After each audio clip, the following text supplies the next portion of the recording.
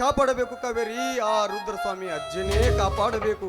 ಅಲ್ಲ, ನೀವು ಪ್ರೀತಿಯಿಂದ ಅವನಿಗೆ ಮುತ್ತು ಕೊಟ್ಟು ತುತ್ತು ಕೊಟ್ಟು ಉಣಿಸಿ ತಿನಿಸಿ ಜೋಪಾನ ಮಾಡಿದರ.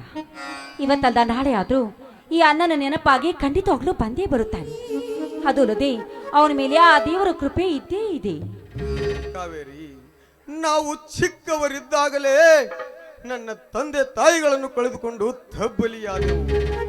ನನ್ನ ತಾಯಿ ಪ್ರಾಣ ಬಿಡುವಾಗ ನಿನ್ನ ತಮ್ಮಂದಿರಿಗೆ ನೀನೇ ಸರ್ವಸ್ವ. ಅವರನ್ನು ಚೆನ್ನಾಗಿ ನೋಡಿಕೊಂಡು ನನ್ನ ಕೈ ಮೇಲೆ ಕೈ ಇಟ್ಟು ಪ್ರಾಣ ಬಿಟ್ಟರು.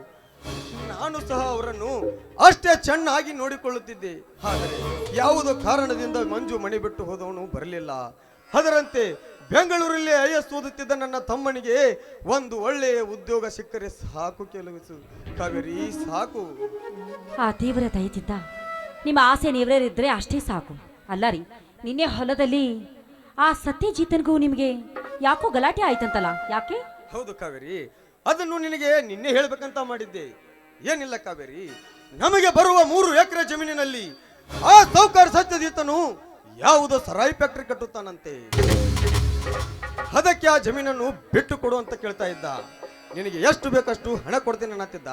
ಅದಷ್ಟೇ ಕಾವೇರಿ. ನೀವೇನ್ ಹೇಳಿದ್ರಿ? ಏನಿಲ್ಲ ಸೌಕರ್ಯ, ಅದು ನನ್ನ ತಂದೆ ನನಗೆ ಪ್ರೀತಿಯಿಂದ ಕೊಟ್ಟ ಉಡುಗೊರೆ. ಅದನ್ನು ನಾನು ನಿಮಗೆ ಮಾರುವುದಿಲ್ಲ ಅಂತ ಹೇಳಿದೆ ಕಾವೇರಿ.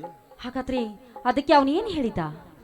ಏನಿಲ್ಲ ಕಾವೇರಿ, ಅವನ ಮೊದಲೇ ಈ ಊರ ಆ ಗರ್ಭ ಶ್ರೀಮಂತ. ಅಂತದ್ರಲ್ಲಿ ಲಕ್ಷ್ಮಿ ಅವರ ಮನೆಯಲ್ಲಿ ಕಾಲು ಮುರಿದು ಬಿದ್ದುಕೊಂಡಿರುವಾಗ ನಮ್ಮಂತ ಬಡ ಪಾಪಿಗಳ ಮಾತಷ್ಟೇ ಕಾವೇರಿ. ಅದನ್ನೆಲ್ಲ ವಿಚಾರ ಮಾಡಬಾರ್ದು. ಅಂದ್ರೆ ಏನ್ರಿ ನಿಮ್ಮ ವಿಚಾರ? ನಮ್ಮ ಹೊಲವನ್ನು ಬಿಟ್ಟು ಕೊಡ್ಬೇಕು ಅಂತಾನ?